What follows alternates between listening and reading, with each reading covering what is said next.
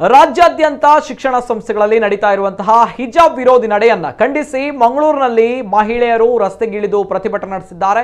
ಕರಾವಳಿ ಮಹಿಳಾ ಹಕ್ಕುಗಳ ವೇದಿಕೆ ಈ ಪ್ರತಿಭಟನೆಯನ್ನು ಹಮ್ಮಿಕೊಂಡಿದ್ದು ನಗರದ ಕ್ಲಾಕ್ ಟವರ್ ಬಳಿ ನಡೆದ ಪ್ರತಿಭಟನೆಯಲ್ಲಿ ನೂರಾರು ಸಂಖ್ಯೆಯಲ್ಲಿ ಮುಸ್ಲಿಂ ಮಹಿಳೆಯರು ಯುವತಿಯರು ಪಾಲ್ಗೊಂಡಿದ್ದರು. ಪ್ರತಿಭಟನೆಯಲ್ಲಿ ಮಾತನಾಡಿದ ಅನೇಕ ಮಹಿಳಾ ಮುಖಂಡರುಗಳು ಸಮವಸ್ತ್ರದ ಜೊತೆ ಶಿರವಸ್ತ್ರ ಧರಿಸಿದ್ದ ಏಕೈಕ ಕಾರಣಕ್ಕಾಗಿ ಕಳೆದ 1 ತಿಂಗಳಿನಿಂದ ವಿದ್ಯಾರ್ಥಿನಿಯರಿಗೆ ತರಗತಿಗೆ ನಿರ್ಬಂಧಿಸಲಾಗಿದೆ. ಇದು ಮಾನವ ಹಕ್ಕುಗಳ ಉಲ್ಲಂಘನೆಯಾಗಿದೆ. ಇದರ ಜೊತೆ ಕುಂದಾಪುರದಲ್ಲಿ ಕಾಲೇಜು ಪ್ರಾಂಶುಪಾಲರು ಹಿಜಾಬ್ ಧರಿಸಿದ ವಿದ್ಯಾರ್ಥಿನಿಯರನ್ನ ಗೇಟಿನ ಹೊರಗೆ ಸುಡು ಬಿಸಿಲಿನಲ್ಲಿ ನಿಲ್ಲಿಸಿ ಅಮಾನವೀಯತೆ ಮೆರೆದಿದ್ದಾರೆ. ಶೈಕ್ಷಣಿಕ ಕ್ಷೇತ್ರದಲ್ಲಿ ಮುಸ್ಲಿಂ ಸಮುದಾಯದ ವಿದ್ಯಾರ್ಥಿನಿಯರನ್ನ ಹತ್ತಿಕ್ಕುವ ಕಾರ್ಯ ವ್ಯವಸ್ಥಿತವಾಗಿ ನಡೀತಾ ಇದೆ ಎಂದು ಆರೋಪಿಸಿದ ಅವರುಗಳು ಸರ್ಕಾರದ ಹಿಜಾಬ್ ವಿರೋಧಿ ನಡೆಯನ್ನ ನಾವುಗಳು ಎಂದು ಸ್ವೀಕರಿಸಲು ಸಾಧ್ಯವಿಲ್ಲ. ನಮ್ಮ ಹೋರಾಟ ನ್ಯಾಯ ಸಿಗುವವರೆಗೂ ಮುಂದುವರಿಯಲಿದೆ ಎಂದು ಸ್ಪಷ್ಟಪಡಿಸಿದರು. ಪ್ರತಿಭಟನೆಯಲ್ಲಿ ರಾಮ್ಲತ್ ಕುದ್ರೋಳಿ, ಜೆಡಿಎಸ್ ನಾಯಕಿ ಸುಮತಿ ಹೆಗ್ಡೆ, ಫಾತಿಮಾ ಉಸ್ಮಾನ್ ಮತ್ತಿತರರು ಭಾಗವಹಿಸಿದರು.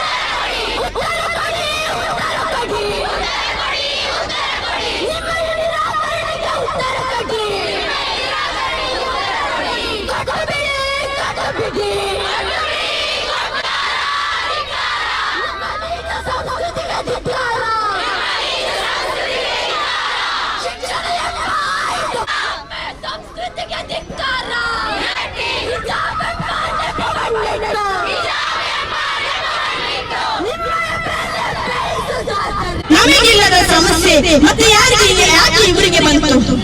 ಸಮಸ್ಯೆ ಏನಿಲ್ಲ, ಇವರು ಸಮಾನತೆ ಅಂತ ಹೇಳ್ತಾರೆ. ಸಮಾನತೆ ಎಲ್ಲಿ ಬರಬೇಕಾಗಿತ್ತು? ನಮ್ಮ ಮನಸ್ಸಿನ ಒಳಗಿಂದ ಬರಬೇಕು. ಎಲ್ಲರನ್ನು ಒಪ್ಪಿಕೊಳ್ಳುವಂತಹದ್ದಾಗಿದೆ ಪ್ರಜಾಪ್ರಭುತ್ವ ಅಂತ ಹೇಳಿದ್ರೆ. ಯಾವುದೇ ಒಂದು ಧರ್ಮವನ್ನು ನಿರಾಕರಿಸುವುದಲ್ಲ, ಯಾವುದೇ ಧರ್ಮಕ್ಕೆ ಅಲ್ಲಿ ತಡೆ ಹಾಕುವುದಲ್ಲ, ಬದಲಾಗಿ ಎಲ್ಲವನ್ನು ಒಳಗೊಳ್ಳುವುದಾಗಿದೆ ಪ್ರಜಾಪ್ರಭುತ್ವ, ಎಲ್ಲವನ್ನು ಒಳಗೊಳ್ಳುವುದಾಗಿದೆ ಜಾತ್ಯತೀತತೆ. ಅದನ್ನು ನೀವು ಅರ್ಥ ಮಾಡಿಕೊಳ್ಳಿ. ನಿಜವಾದ ಸಮಸ್ಯೆ ಇವರಿಗೆ ಹಿಜಾಬ್ ಅಲ್ಲ, ಇವರು ಮನುವಾದಿಗಳು. ಮನುವಾದ ಏನ್ ಹೇಳ್ತಾರೆ? ಸ್ತ್ರೀ ಸ್ವಾತಂತ್ರ್ಯ ಅರ್ಹತೆ, ಸ್ತ್ರೀಗೆ ಸ್ತ್ರೀ ಸ್ವಾತಂತ್ರ್ಯಕ್ಕೆ ಅರ್ಹತೆ ಅಲ್ಲ ಎಂದು ಅಂತ ಕೆಲವರು ಹೇಳ್ತಾರೆ. ಇದಕ್ಕಿರೋ ಪರಿಹಾರ, ಈ ಹಿಜಾಬ್ಗಿರೋ ಪರಿಹಾರ ಹಿಂದೂ ರಾಷ್ಟ್ರ ಮಾಡುವುದಂತೆ. ಎಂತಹ ವಿಪರ್ಯಾಸ!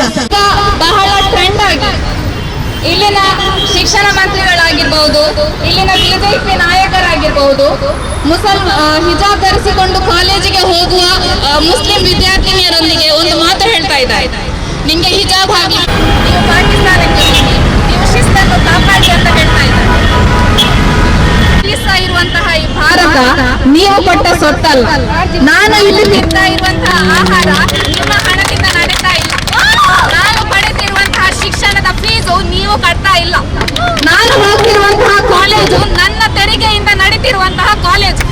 ನಾನು ಎಲ್ಲಿ ಹೋಗ್ಬೇಕು, ಏನು ಧರಿಸಿ ಶಿಕ್ಷಣ ಪಡಿಬೇಕು, ಏನು ಮಾತಾಡ್ಬೇಕು, ಇದನ್ನೆಲ್ಲ ಹೇಳಿಕೊಡ್ಲಿಕ್ಕೆ ನಿಮ್ಗೆ ಯಾವುದೇ ನೈತಿಕ ಹಕ್ಕಿಲ್ಲ. ನಿಮ್ಮ ರಾಜಕೀಯ ಪಕ್ಷದ ನಾಯಕರು ವಾಮ ಮಾರ್ಗಗಳ ಮೂಲಕ ತಮ್ಮ ಕುರ್ಚಿಯನ್ನು ಗಟ್ಟಿ ಮಾಡಿಕೊಂಡವರು. ನಿಮ್ಮಂತಹ ಅಶಿಸ್ತು ಮೆರೆಯುವ ಬೇಜವಾಬ್ದಾರಿ ಮತಾಂಧ ಬಿಜೆಪಿ ನಾಯಕರಿಗೆ ನಮ್ಗೆ ಶಿಸ್ತಿನ ಪಾಠ ಕಲಿಸುವಂತಹ ಯಾವುದೇ ನೈತಿಕ ಹಕ್ಕಿಲ್ಲ. ಒಂದು ಗಾದೆ ಇದೆ, ನಾನು ಉಳಿದರೆ ಮಾಡಿ,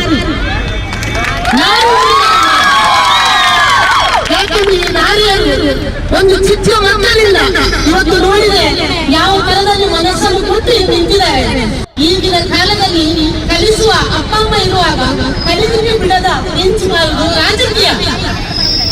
ಈ ರಾಜಕೀಯದಿಂದಾಗಿ ಈ ತರ ಮಾಡ್ಬೇಕಾ? ಒಳ್ಳೆ ರೀತಿಯಲ್ಲಿ ನಾನು ಮಾತಾಡಿ ಮೊದಲಿಂದ ಏನ್ ನಮಗೆ ಬಂದಿದ್ಯಾ? ಒಂದು ಬಸ್ಸಲ್ಲಿ ಕೂತ್ಕೊಳ್ಳಿ, ದೇವರ ಹಾಡು ಹಾಡ್ತಾರೆ, ಪಿಕ್ಚರ್ ನೋಡಿ ದೇವರ ಹಾಡು ಹಾಡ್ತಾರೆ, ಎಲ್ಲಾ ಕಡೆ ನೋಡಿದ್ರೆ ದೇವರ ಹಾಡು ಹಾಡ್ತಾರೆ. ಯಾವುದಕ್ಕಾದ್ರೂ ಅಡ್ಡ ಬಂದಿದಾರ? ಇಲ್ಲ. ನಮಗೆ ಏನು ಇಲ್ಲದೆ ಹಿಜಾಬ್ ಒಂದೇ ಗುರುನಾರಾಯಣವರಾಯಿತು. ಕೆಲವೇ ಸ್ವಲ್ಪ ದಿವಸದಲ್ಲಿ ಎಲ್ಲ ಓಟುಗಳು ಹೋಯ್ತು ಅಂತ ಲೆಕ್ಕಾಚಾರ ಆಗುವಾಗ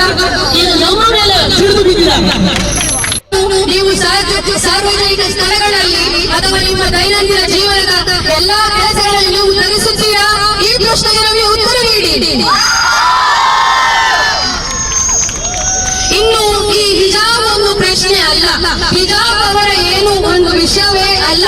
ಅವರ ವಿಷಯ ಏನೆಂದರೆ ಮುಸ್ಲಿಂ ಮಹಿಳೆಯರು ವಿದ್ಯಾರ್ಥಿಗಳು ವಿದ್ಯಾಭ್ಯಾಸ ಪಡೆದು ಮುಂದೆ ಬರುವುದನ್ನು ನೋಡಿಕೊಂಡು ಈ ಸಂಘ ಪರಿವಾರದ ಫ್ಯಾಸಿಸ್ಟ್ ಅಧಿಕಾರಿಗಳಿಗೆ ಹೊಟ್ಟೆ ಉರಿಯುತ್ತಿದೆ. ಕಾನೂನು ವ್ಯವಸ್ಥೆ ಸಂವಿಧಾನದ ಮೇಲೆ ಭರವಸೆಯೂ ಇದೆ ಹಾಗೂ ತೀರ್ಪು ನಮ್ಮ ಕಡೆ ಬರಲಿದೆ ಎಂದು ನಾವು ಒಂದು ಉಮೇದ್ ಅಥವಾ ಒಂದು ಆಸೆಯನ್ನು ಇಟ್ಟುಕೊಂಡಿದ್ದೇವೆ. ಇನ್ಶಾಅಲ್ಲಾ ಅದು ಪೂರೈಸಲಿದೆ.